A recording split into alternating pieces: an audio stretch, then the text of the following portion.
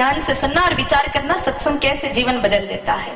मेरे भाई बहनों, बड़े भले राजा थे, अच्छे राजा थे, धर्मात्मा राजा थे।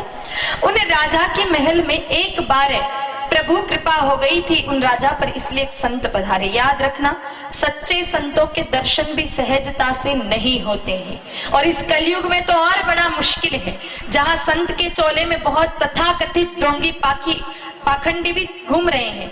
ऐसी विषम परिस्थिति में मेरे भाई बहनों, सच्चे संतों के दर्शन बहुत सहज है, ऐसा नहीं है, बहुत दुर्लभ है। तो मेरे भाई बहनों, एक संत पधारे उन राजा के महल में। राजा भले थे, धर्मात्मा थे, इसलिए संत भगवान को बड़े प्रेम से रानी सहित पहले तो घर के बाहर गए, उनको प्रणाम किया। घर में जब भी कोई संत आ जावे मेरे भाई बहनों, प्रणाम करना नहीं भूलना चाहिए। कुछ लोग तो ऐसे होते हैं जो टेढ़े जैसे ठूंठ के ठूंठ खड़ा रहता है ना, वैसे संत को देख करके अभिवादन भी नहीं कर पाते हैं, चुप करके राम राम कर ले, इतना भी उनमें अक्ल नहीं होती, इतनी विनम्रता नहीं होती। तो मेरे भाई बहनों, संत पधारे, राजा था लेकिन फिर भी बाहर गए, पहले प्रणाम किया, फिर पत्नी सहित बड़े प्रेम से उन संत भगवान को घर के भीतर लेकर के आए। उसके बाद मेरे भाई बहनों, उनको सुंदर आसन दिया बैठने के लिए, कहा प्रभु पधार विराजिए। जब बैठ गए संत भगवान, कहा प्रभु आप यहाँ पर पधारे, इस महल को आज आपने कृतार्थ कर दिया, इस भूमि को आपने पवित्र कर दिया, लेकिन आप पधारे हैं, छोटा सा निवेदन और है। भोजन का वैसे भी समय हो गया है, प्रसाद अगर आप हमारे महल में पाकर के जाएंगे बड़ी कृपा होगी। राजा और रानी के भाव इतने शुद्ध थे कि उनके आग्रह को मेरे भाई बहन, उनके अनुग्रह को वो ठुकरा नहीं पाए। कहा ठीक है बेटा, भोजन प्रसादी की व्यवस्था कर दो। रानी स्वयं गए, मेरे भाई बहन सुंदर भोजन बनाया, स्वादिष्ट भोजन बनाया, और भोजन जिमा करके जब संत भगवान बैठे थे, कहा प्रभु आपने इतनी तो कृपा की, एक कृपा और कर लो, आज रात्रि का विश्राम अगर आप यहीं करेंगे तो और थोड़ी कृपा हो जाएगी। संध्या हो गई थी, संत भगवान वहीं पर विश्राम करने लगे, बड़ा उत्तम गादी बिस्तर दे दिया, संत भगवान सो गए। अब मेरे भाई बहनों, दूसरा दिन हुआ, संत भगवान प्रातः सुबह जल्दी उठे और उठने के बाद वापस अपने गंतव्य पर, अपनी मंजिल की तरफ जाने लगे। उसी समय उन्हें संत भगवान के मन में, हृदय में एक भाव जगा। विचार किया कि कल से मैंने इस राजा का अन्न खाया है, कल से इस राजा के घर का पानी पिया है, कल से इस राजा के घर का आतिथ्य सत्कार स्वीकार किया है, इसलिए इस राजा का कर्ज मुझ पर चढ़ गया है। अगर बिना कुछ दिए राजा को गया तो पाप का भागी कहलाऊंगा, इसलिए राजा को कुछ न कुछ तो दे करके ही जाना चाहिए। वैसे याद रखना मेरे भाई बहनों, सच्चे संतों की पहचान ही यही है कि जो हमेशा देने ही देने का भाव रखे वो सच्चे संत होते हैं, और जो लेने ही लेने का भाव रखे वो किसी सूरत में सच्चे संत नहीं हो सकते। ये सीधी सी परिभाषा है संत की। कई लोग आते हैं और पूछते हैं कि महाराज आजकल तो संत के चोले में बहुत सारी ढोंगे पाखंडी घूम रहे हैं, हम कैसे जाने कि कौन संत है और कौन असंत है। तो मेरे भाई बहनों, संतों की पहचान तुलसी बाबा क्या बताते हैं कि साधु चरित शुभ चरित कपासु, निरस विशत गुणमय फल जासु, जो सही दुख पर चित्र दुरावा, बंदनीय जही जग जस पावा। क्या कहते हैं कि सच्चे संत कौन है? जिसका चरित्र कपास की तरह निर्मल है, वो सच्चे संत है। कपास आप जानते हैं क्या? नरमा जानते हैं ना? कपास के बीज को जब बोते हैं फिर वो पौधा बनता है, पौधे में फिर फूल लगते हैं। अब वो फूल कोई काम नहीं आते, ना तो भगवान को चढ़ाने काम आते हैं, ना घर की सजावट के काम आते हैं। फिर उन फूलों में फल लगते हैं, फिर उन फलों में से वो तंतुओं को खींचा जाता है, कूटा जाता है, बटा जाता है, उसके बाद वो धागा बनता है। धागा बनने के बाद वो कपड़ा बनता है, और वो कपड़ा फिर दूसरों के तन को ढकने का काम करता है। मतलब कपास ने कितनी तकलीफ सहन की मेरे भाई बहनों, बड़ा हुआ त्रितापों को सहन करके। वैसे तो कोई भी फसल एक ही मौसम में आती है, सर्दी गर्मी या बारिश, लेकिन कपास को तीनों मौसम को सहन करना पड़ता है। उसके बाद वो बड़ा होता है, फूल लगते हैं, फिर उसको फल लगते हैं, फिर कूटते हैं, बटते हैं, धागा बनता है और कपड़ा बनता है, और वो भी कपड़ा भी क्या, कपास ने खुद के जीवन को कुछ भी मेरे भाई बहन नहीं दिया, सामने वाले को दे करके गया। तो बस संत भी ऐसे ही होते हैं, जो सामने वाले को यानी कि समाज को कुछ न कुछ देने का भाव रखे, वही सच्चे संत होते हैं। तो मेरे भाई बहन सच्चे संत थे, विचार किया कि बिना कुछ दिए गए इस राजा को, क्योंकि कल से इसके घर का पानी पिया है, इसके घर का भोजन खाया है, इसका आतिथ्य सत्कार स्वीकार किया, कुछ न कुछ तो दे के जाना चाहिए। विचार किया क्या दूं? सबसे पहले विचार किया कि मान सम्मान का आशीर्वाद दे दूं, लेकिन राजा की कोई मान सम्मान की कमी थी नहीं, भला राजा था, मान सम्मान खूब हो रहा था। फिर विचार किया ये देने से कोई मतलब नहीं। फिर विचार किया धन संपत्ति का आशीर्वाद दे दूं, लेकिन राजा के तो खजाने के खजाने भरे हैं, उसको धन संपत्ति की भी कोई कमी नहीं थी, वो भी देने से कोई मतलब नहीं। जो चीजें राजा के पास पहले से है वो देने से तो कोई लाभ नहीं है। संत ने विचार किया ऐसी कोई वस्तु दो राजा को जो पहले से इसके पास नहीं हो।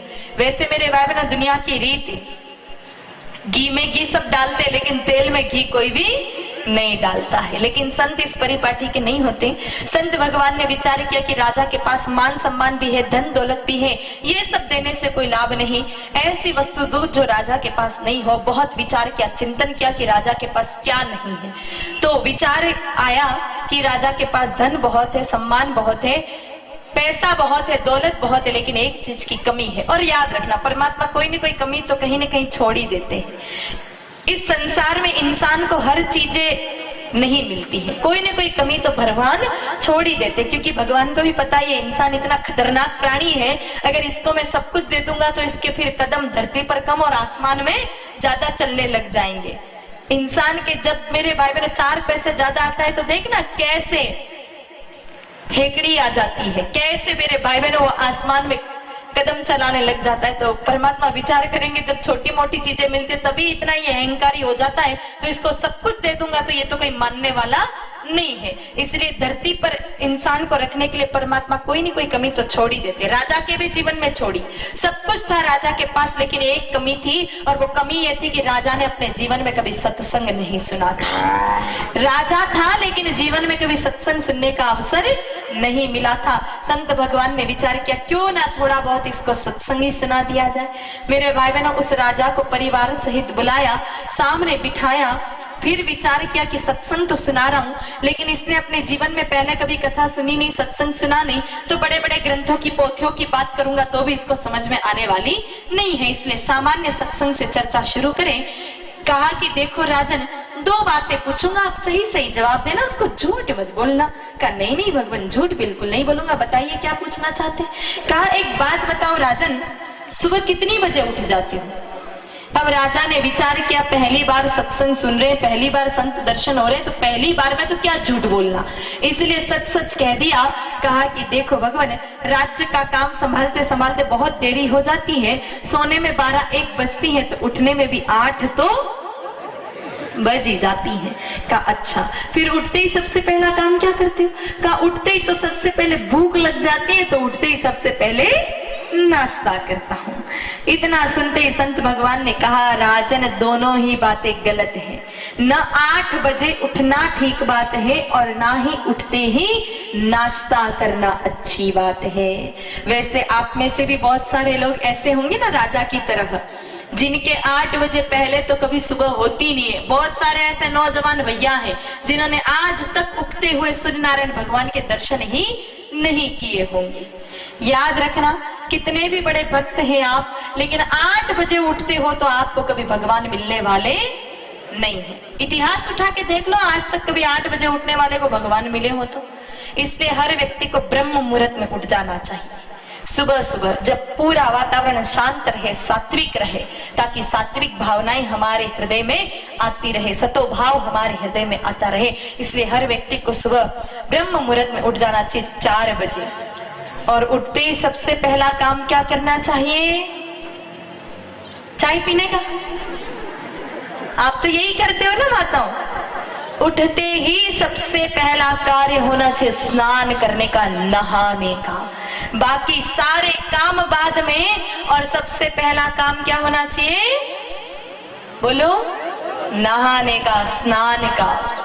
कई सारे ऐसी माताएं हैं जो बिना नहाए धोए खाना भी बना देती है, रसोई भी बना देती है। आप में से 90% माताएं सुगले सुगले रसोई में चले जाते हैं और खाना भी बना दिया, सारा काम कर दिया। नहाने का नंबर आता है 2 बजे 3 बजे, ज्यादा ठंड थी अभी थोड़े दिन पहले, उस समय तो 2 दिन में एक बार। तो ऐसा नहीं होना चाहिए। उठते ही हर इंसान को सबसे पहले स्नान करना चाहिए। माताओं के लिए तो विशेष आचार संहिता है। माताओं को बिना स्नान के भोजन बनाना तो बहुत दूर की बात है, बिना स्नान के रसोई घर का झाड़ू निकालने के लिए भी रसोई में प्रवेश नहीं करना चाहिए। सबसे पहले स्नान करो।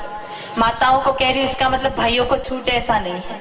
पुरुष हो या महिला, उठते ही सबसे पहला काम नहाने का होना चाहिए, स्नान का होना चाहिए। कुछ लोग कहते हैं नहाना क्यों जरूरी है, क्या आवश्यक है?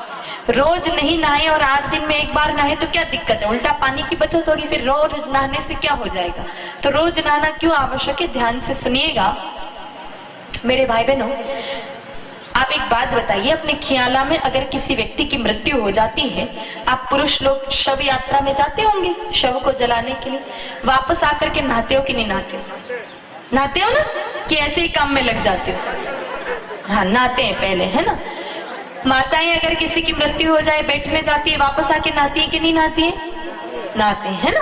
क्यों नहाते हैं? क्योंकि शव के पास गए थे, लाश के पास गए थे, स्नान करना आवश्यक है। अब शव के पास गए थे, अपवित्र हो गए, तो आपने विचार किया नहाना जरूरी है। तो महापुरुष और शास्त्र कहते हैं निद्रा अर्ध मृत्यु के समान है। जब इंसान सो जाता है तब उसकी आधी मौत हो जाती है।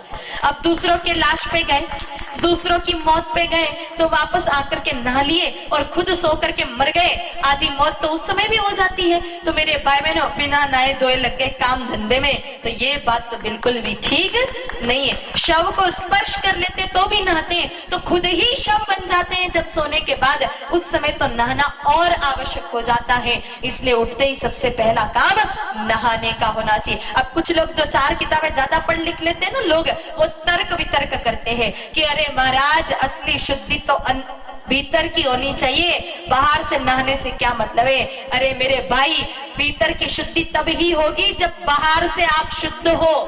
बाहर से तो इतने मेले मेले घूम रहे हो, 8 दिन में एक बार नहा नहीं रहे हो, और फिर विचार करो कि अंदर से शुद्ध हो जाओ, तो ये किसी भी सूरत में संभव नहीं है। पहले तो बाहर शुद्धि होगी, उसके बाद ही अंदर की शुद्धि होनी चाहिए। ऐसे तर्क वितर्क करके नहाने से छुट्टी मत कर देना मेरे भाई बहनों। रोज नहाना चाहिए और ब्रह्म मुहूर्त में नहाना चाहिए, क्योंकि नहाने के भी 3 प्रकार हैं, 4 प्रकार है वैसे देखा जाए तो मेरे भाई बहनों। सबसे पहले होता है देवी स्नान, उसके बाद ऋषि स्नान, उसके बाद मानवीय स्नान, और चौथा राक्षसी स्नान है।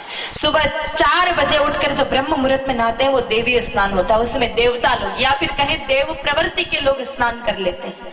5 बजे लोग जो उठकर स्नान करते हैं वो ऋषि स्नान, उस समय संत महात्मा जी जो होते हैं वो तब तक 5 बजे तक तो नहाना धोना कर ही लेते हैं। 6 बजे जो उठ करके नहाते हैं वो होता है मानवीय स्नान, उस समय इंसानों को नहा लेना चाहिए। और 6 बजे बाद जो नहाते हैं वो कौन सा हुआ? राक्षसी स्नान। और मैं दावे के साथ कह सकती हूँ कि आप में से लगभग 90% लोग राक्षसों वाला ही स्नान करते हैं। भले ही देखो, देवताओं वाला मत करो, ऋषियों वाला मत करो, संतों वाला मत करो, लेकिन इंसान बनाया परमात्मा ने तो इंसानों वाला तो कर लो। इसलिए 6 बजे तक तो हर हाल में हर व्यक्ति का स्नान होना चाहिए। तो ये 2 बातें बताई संत भगवान ने, कोई बहुत लंबा चौड़ा प्रवचन नहीं सुनाया, बस इतनी 2 सामान्य बातें कि देखो राजा, एक तो सुबह जल्दी उठ जाना ब्रह्म मुहूर्त में, और दूसरा उठते ही सबसे पहले काम क्या करना? नहाने का, स्नान का कर लेना। इतनी 2 बातें सुनाई और महात्मा जी तो चल पड़े अपने मंजिल की तरफ। दूसरा दिन हुआ मेरे भाई बहनों, वो राजा सुबह जल्दी उठ गए 4 बजे ब्रह्म मुहूर्त में, क्योंकि राजा ने विचार किया पहली बार सत्संग सुन रहा हूं, पहली बार है, संत के दर्शन किए हैं तो एक बार पालन करके देख लेते हैं, 4 बजे उठ के देख लेते हैं, फायदा हुआ, लाभ हुआ तो जीवन भर 4 बजे उठेंगे, नहीं हुआ तो फिर वो 8 बजे वाला प्रोग्राम तो है ही है, वापस शुरू कर देंगे, दिक्कत क्या है? और बात तो सच्ची है। कोई संत महात्मा जी आपको कोई बात बताएं, अच्छी लगे तो पालन करके देखो, उससे कोई लाभ हो तो जीवन भर उसको जारी रखो, और कोई लाभ नजर नहीं हो तो सीताराम पहले वाला वापस शुरू कर दो, लेकिन एक बार पालन तो करो। राजा ने भी यही विचार किया कि चलो 1-2 दिन 4 बजे उठ के देख लेते हैं, कोई लाभ हुआ तो जीवन भर 4 बजे उठेंगे, नहीं तो फिर 8 बजे वाला है वापस 8 बजे वाला शुरू कर देंगे। तो सुबह 4 बजे मेरे भाई बहनों संत के कहने पर राजा उठ गए। उठने के बाद धोती डाली कंधे पर और चल पड़े नदी पर स्नान करने के लिए, क्योंकि आजकल की तरह बाथरूम तो हुआ नहीं करते थे, पहले नदी तालाबों में कुएं बावड़ियों में स्नान करना पड़ता था। तो नदी पर स्नान करने के लिए जैसे ही राजन गए, मेरे भाई बहनों देखा कल जिन महात्मा जी ने कथा सत्संग सुनाया था वो महात्मा जी पहले से ही नाद होकर के आराम से नदी के किनारे पर बैठे हुए हैं। और उसी नदी के बीचों बीच एक बगुला है। बगुला जानते हो क्या? सब जानते हो क्या? सफेद रंग का एक पक्षी होता है, एक टांग ऊपर करके और पानी में खड़ा रहता है, बगुला कहते हैं उसको। तो मेरे भाई बहनों वो बगुला उसी तरह से एक टांग ऊपर करके पानी के बीचों बीच, नदी के बीचों बीच खड़ा है। फिर वो बगुला बार बार क्या कर रहा है, पहले तो अपनी चोंच डालता है पानी में, फिर पास में पत्थर पड़ा है उससे वापस चोंच घिस लेता, साफ कर लेता, फिर पानी में चोंच डालता, वापस पत्थर पर घिसता। बार बार वो बगुला यही काम कर रहा है, पहले तो चोंच डाले पानी में, फिर पत्थर पर घिसे, वापस पानी में डाले। अब जैसे वो महात्मा जी बैठे बैठे साधना कर रहे थे, उनकी दृष्टि पड़ी उस बगुले पर और बार बार बगुले को ये हरकत करते हुए देखा। तो बगुले को संत भगवान ने इंगित करते हुए कहा, रे बगुले तू एक टांग पर ऐसे खड़ा है कि कोई अनजान व्यक्ति आकर के देखे तो लगे कि कोई पिछले जन्म के सिद्ध महात्मा जी एक टांग ऊपर करके और साधना कर रहे, मंजन कर रहे। पर बगुले तू क्या कर रहा है मैं जानता हूँ, तेरा भेद मुझे पता है। तू पहले अपनी चोंच डालता है पानी में मछली पकड़ने के लिए, फिर वापस उस चोंच को घिस करके साफ कर लेता है और फिर वापस पानी में चोंच डालता है मछली पकड़ने के लिए। तू कर तो रहा है मछलियों का शिकार है, लेकिन कोई भी अनजान व्यक्ति आकर के तुझे देखे तो देख करके भ्रमित तो हो ही जाएगा। मेरे भाई बहनों ये सारी घटनाक्रम उस बगुले को पंक्ति के रूप में, दोहे के रूप में गा के सुनाया। उन संत महात्मा ने क्या कहा ध्यान से सुनना आप भी। संत महात्मा जी बगुले को कह रहे, घिस घिस डारे पानी घिसे घिसावे घिसे घिसे, घिस घिस डारे पानी जेहि कारण तुम घिसते हो वो कारण हम जानी रे बगुला, वो कारण हम जानी। क्या कहा कि बगुले तू किस कारण से चोंच घिस रहा है और किस कारण से उसको पानी में डाल रहा है, तेरा भेद मुझे पता है, वो कारण मुझे पता है। अब पास में स्नान कर रहे थे राजा, उन्होंने संत के मुख से ये पंक्तियां सुनी, उनको याद हो गई। क्योंकि सुबह सुबह हम जो भी सुनते हैं वो तुरंत ही हमें याद हो जाता है। और आप लोगों ने देखा होगा कि सुबह सुबह हम जो चीज सुने फिर दिन भर उसी को गुनगुनाते रहते हैं। राजा ने भी पंक्तियां सुनी, उनको याद हो गई और राजा अब वापस अपने महल की तरफ जा रहे हैं। इन्हीं पंक्तियों को गुनगुनाते गुनगुनाते जा रहे हैं कि घिसे घिसावे घिसे घिसे और घिस घिस डारे पानी जही कारण तुम घिसत हो वो कारण हम जाने। मेरे भाई बहनों गुनगुनाते गुनगुनाते राजा चले गए महल में। अब राजा के महल का एक नियम था कि राजा की हजामत बनाने यानी कि दाढ़ी शेविंग बनाने रोज एक नाई देवता सेन देवता आते थे। आज भी वो नाई देवता सेन देवता राजा की दाढ़ी बनाने के लिए जा रहे थे, लेकिन आज बीच में उनको प्रधानमंत्री जी मिल गए उस राज्य के। प्रधानमंत्री जी ने नाई को रोक लिया, बीच में कहा रुको रुको रुको रुको नाई, कहाँ जा रहे हो? राजा की दाढ़ी बनाने जा रहा हूँ। कहा अच्छा तो आप राजा की दाढ़ी बनाते हैं? कहा कि हाँ हम ही बनाते हैं। कितने साल हो गए दाढ़ी बनाते बनाते?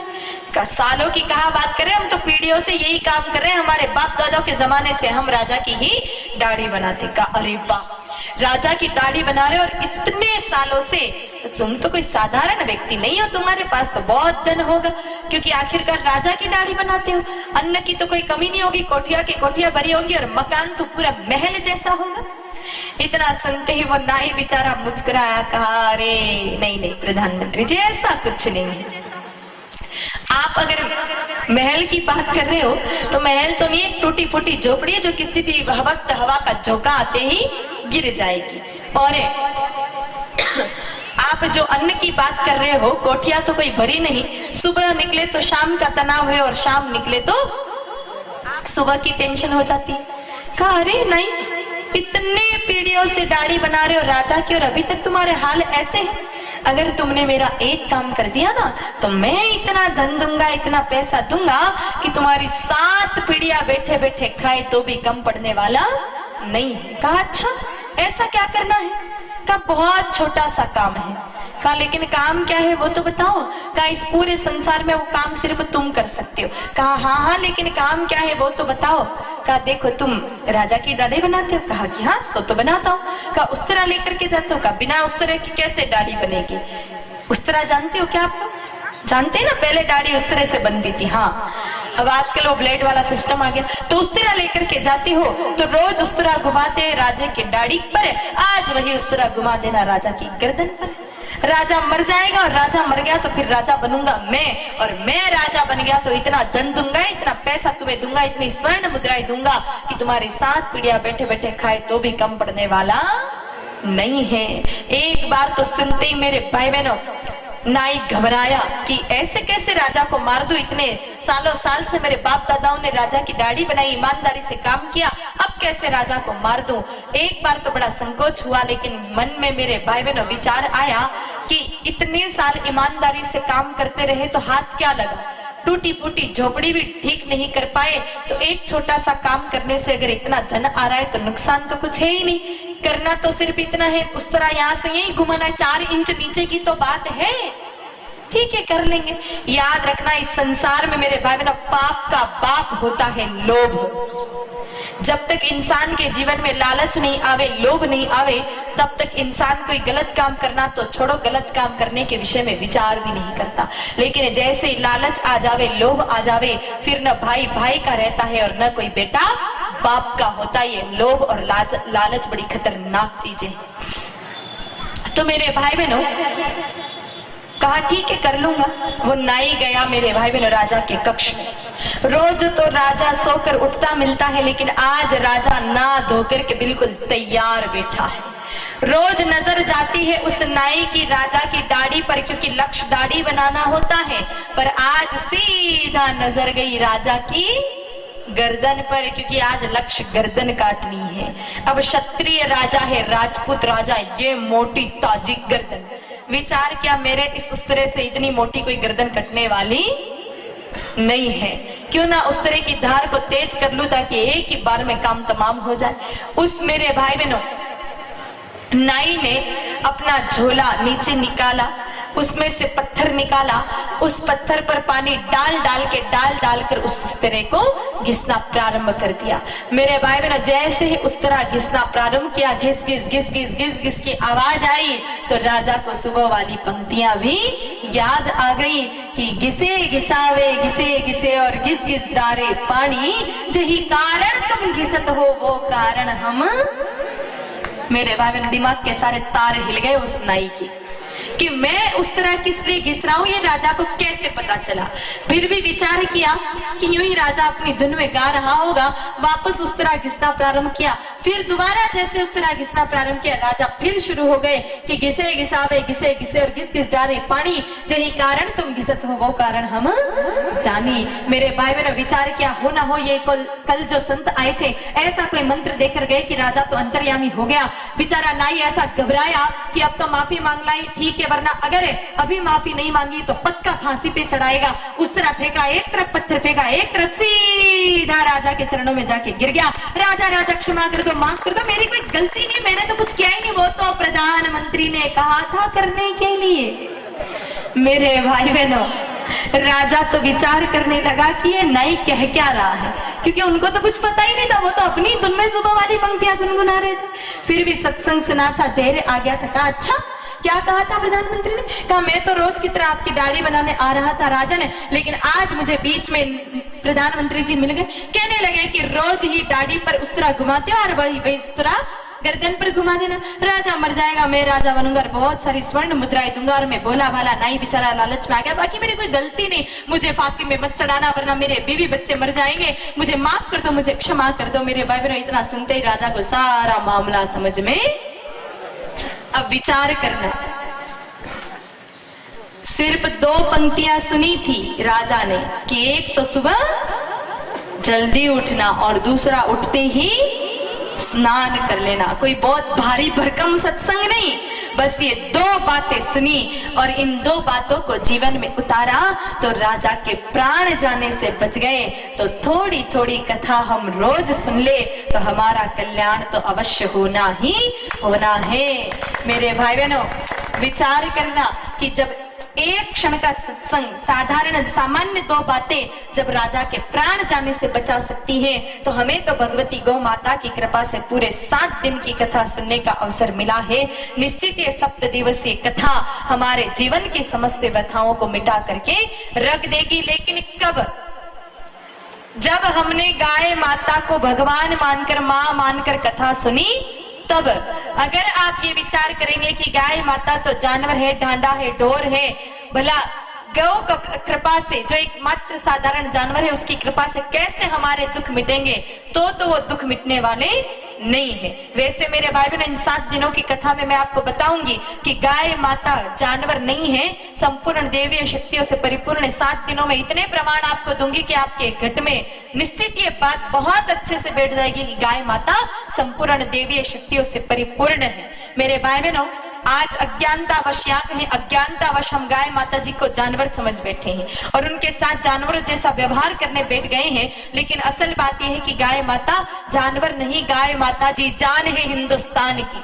गाय माता कोई पशु नहीं, प्राणी नहीं, प्राण है, वैदिक धर्म की शुद्ध पहचान है। और पूर्ण सत्य हम जानना चाहें तो गाय माता देवताओं की भी इष्ट और अवतारों की भी भगवान है।